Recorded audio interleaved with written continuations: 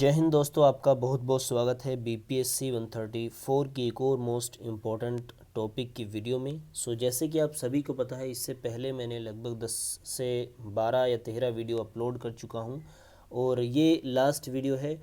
यहाँ पर हम डिस्कस करने वाले हैं विश्व युद्ध फर्स्ट के बारे में, यानी वर्ल्ड वॉर फर्स्ट के बारे में। वर्ल्ड वॉर सेकंड के बारे में ऑलरेडी हम एक वीडियो में डिस्कस कर चुके हैं। तो किसी भी वर्ल्ड वॉर से अगर क्वेश्चन आता है तो ऐसी स्थिति में उसको आप लिख सको, इस वजह से वर्ल्ड वॉर फर्स्ट को भी यहाँ पर डिस्कस कर लेते हैं। उसके बाद मैं लगभग सभी जो मुझे लगते थे कि इम्पोर्टेंट क्वेश्चन है वो कंप्लीट कर चुका हूँ। और अगर आपको कोई क्वेश्चन लगता है तो आप उसको सजेस्ट कीजिए, हम कोशिश करेंगे उसको बनाने की। बाकी टाइम तो है नहीं, बाकी ये वीडियो काफ़ी इंपॉर्टेंट है। साथ ही बाकी जो मैंने सभी वीडियोस बनाई हैं वो काफ़ी महत्वपूर्ण है। अगर उनको नहीं देखा तो आप देख लीजिए, साथ ही अगर देख लिया है तो रिवाइज़ कीजिए और जितना रिवाइज़ हो सके एक दो बार उसको करिए, क्योंकि अच्छे से आप तभी उसको अंडरस्टैंड कर पाओगे जब आप एक दो बार उसको देखोगे। ठीक है, चलिए आज के इस टॉपिक को देख लेते हैं जो लास्ट है हमारा, प्रथम विश्व युद्ध। इसके परिचय और उसके कारण के बारे में हम यहाँ इस वीडियो में जानने वाले हैं। परिचय: 28 जुलाई 1914 से 11 नवंबर 1918 तक प्रथम विश्व युद्ध चला और जिसे महान युद्ध के नाम से भी जाना गया। प्रथम विश्व युद्ध मुख्य शक्तियों और मित्र राष्ट्रों के बीच हुआ था। मित्र देशों में फ्रांस, रूस तथा ब्रिटेन जैसे शक्तिशाली देश शामिल थे और 1917 के बाद संयुक्त राज्य अमेरिका भी इसमें शामिल हो गया, यानी मित्र राष्ट्र में। ये मित्र राष्ट्र की तरफ से लड़ने लगा। केंद्रीय शक्तियों में शामिल प्रमुख देशों में जर्मनी, ऑस्ट्रिया, हंगरी, ओटोमन साम्राज्य और बुल्गारिया दूसरी खेमे में थे। ये सभी देश। युद्ध के कारण क्या रहे? विश्व युद्ध फर्स्ट की ओर धकेलने वाले कारकों में कोई एक घटना या एक कारण प्रमुख नहीं था, बल्कि ऐसे बहुत से कारण थे जिनके सिलसिलेवार रूप से प्रकट होने से समस्त पूरे विश्व को एक भयानक त्रासदी यानी पहले विश्व युद्ध को झेलने के लिए मजबूर होना पड़ा। आइए यहाँ पर प्रथम विश्व युद्ध के कारण देख लेते हैं, कुछ जो मोटे मोटे लगते हैं कि ये कारण है। जर्मनी की नई अंतर्राष्ट्रीय विस्तारवादी नीति।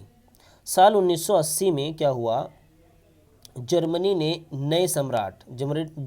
के नए सम्राट विल्हेम द्वितीय ने एक अंतर्राष्ट्रीय नीति शुरू की जिसने जर्मनी की विश्व शक्ति के रूप में परिवर्तित करने के प्रयास किए जर्मनी को।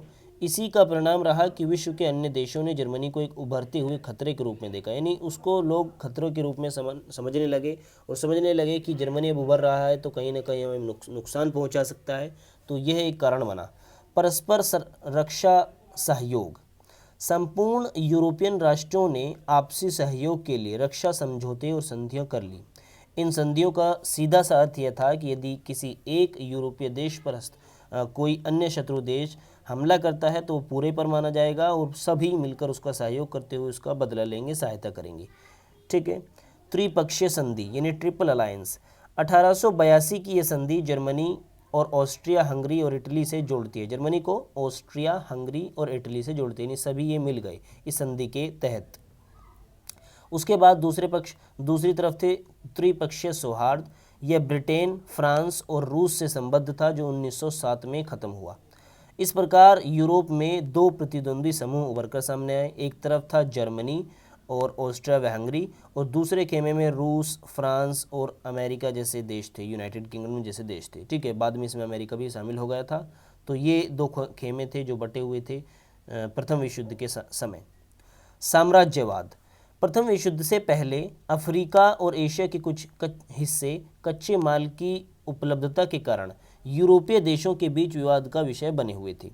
जब जर्मनी और इटली इस उपनिवेशवादी की दौड़ में शामिल हुए, यानी जब जर्मनी और इटली भी सोचने लगे कि हमें भी उपनिवेशवाद को बढ़ावा देना चाहिए, हमें भी गुलाम देश बनाने चाहिए बहुत से, तो वो भी इस दौड़ में शामिल हुए क्योंकि विभिन्न देशों के उपनिवेशवाद पहले से ही थे। ठीक है, इसके विस्तार के लिए बहुत कम संभावना बची। देखो, जब वो इस दौड़ में कूद पड़े तो उनके विस्तार के लिए संभावनाएं काफ़ी कम थी, क्योंकि पहले से ही विभिन्न देशों पर जो इस तरीके जो एशियाई देश थे, साथ ही जो जो अफ्रीकी देश थे, उन देशों पर पहले से ही अन्य देशों का जो है उपनिवेशवाद पहले से ही वो बने हुए थे उन देशों के।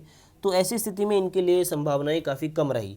इसके परिणाम स्वरूप इन्होंने एक नीति बनाई। उन्होंने क्या नीति बनाई कि यह नीति थी जो दूसरे राष्ट्रों के उपनिवेशों पर बलपूर्वक अधिकार कर अपनी स्थिति को सुदृढ़ किया जाए। उनका ये मानना, उन्होंने ये नीति अपनाई कि जो पहले से ही उपनिवेश हैं विभिन्न देशों के, उन पर बलपूर्वक जो है अधिकार जमाया जाए। ये नीति उन्होंने अपनाने की कोशिश की। इससे एक प्रतिस्पर्धा का जन्म तो हुआ ही, साथ ही एक टकराव यूरोपीय देशों के बीच बढ़ा और इसी ने प्रथम विश्व युद्ध के रूप में एक बैकग्राउंड तैयार किया। ठीक है।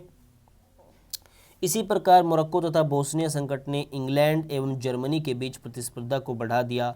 इसके अपने प्रभाव क्षेत्र में वृद्धि करने के उद्देश्य से जर्मनी ने जब बर्लिन बगदाद रेलमार्ग योजना बनाई तो इंग्लैंड के साथ साथ फ्रांस और रूस ने इसका विरोध किया था। इसके चलते इनके बीच कटुता जो थी वो काफ़ी बढ़ गई। सैन्यवाद 20वीं सदी में प्रवेश करते ही विश्व में हथियारों की होड़ शुरू हो गई। साल 1914 तक जर्मनी में सैन्य निर्माण में सबसे अधिक वृद्धि हुई।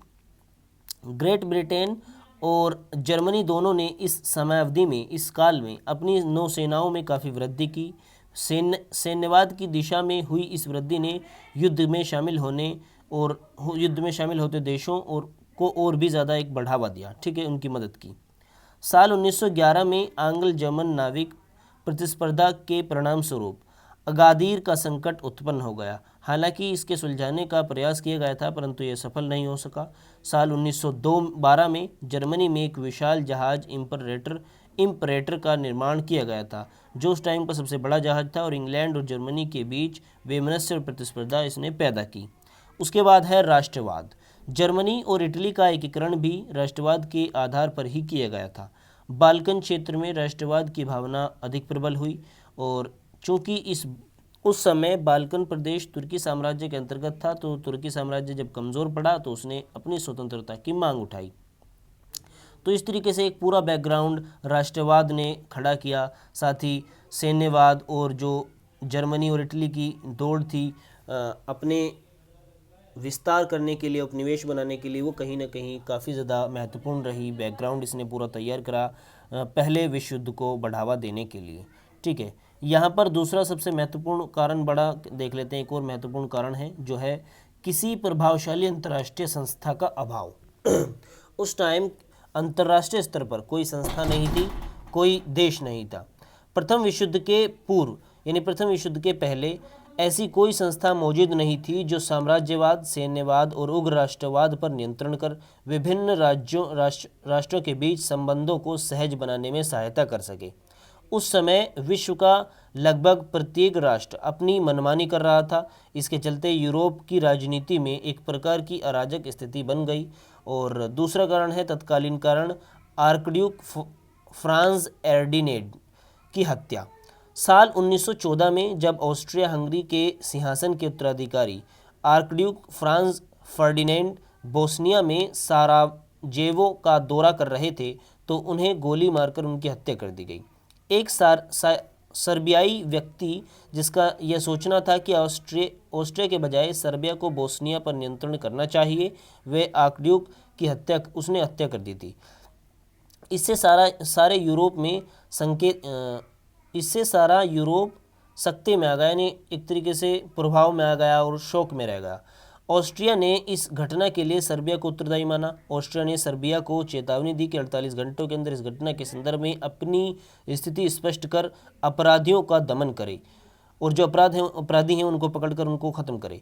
लेकिन सर्बिया ने ऑस्ट्रिया की मांग को ठुकरा दिया। परिणामस्वरूप 14 जुलाई 1914 को ऑस्ट्रिया ने सर्बिया के विरुद्ध युद्ध छेड़ दिया, युद्ध की घोषणा कर दी। देखते ही देखते विश्व के अन्य राष्ट्र भी अपने अपने गुटों के समर्थन में उतर आए और धीरे धीरे एक पूरे विश्व युद्ध के रूप में स्थितियां सामने आने लगी। इस युद्ध में रूस भी शामिल हो गया क्योंकि इसने सर्बिया के साथ संधि कर रखी थी। इसके बाद जर्मनी के रूस के साथ युद्ध की घोषणा कर दी जर्मनी ने, क्योंकि जर्मनी और ऑस्ट्रिया हंगरी के बीच संधि हुई थी। ठीक है, हमने ऊपर जाना था अभी। इसके बाद ब्रिटेन ने जर्मनी के साथ युद्ध की घोषणा कर दी क्योंकि जर्मनी ने तटस्थ बेल्जियम पर आक्रमण कर दिया, जबकि ब्रिटेन ने बेल्जियम और फ्रांस दोनों देशों की रक्षा के लिए समझौता किया था। तो ये कहीं ना कहीं कारण थे प्रथम विश्व युद्ध के जो महत्वपूर्ण कारण थे, जिन्होंने पूरे विश्व को एक युद्ध के रूप में धकेला, युद्ध की तरफ धकेला।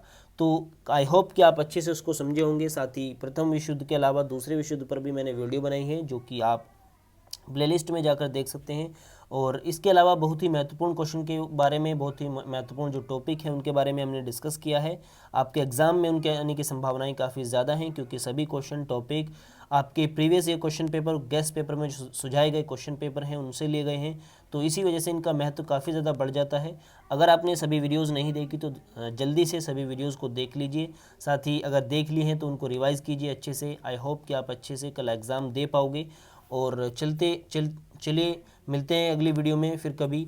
और इस वीडियो को यहाँ पर लास्ट करते हैं। चैनल को सब्सक्राइब कर लीजिए अगर आपने सब्सक्राइब नहीं किया है तो, क्योंकि आने वाले टाइम में और भी जो सब्जेक्ट हैं उनको भी हम कवर करने वाले हैं। तो गुड बाय, मिलते हैं अगली वीडियो में।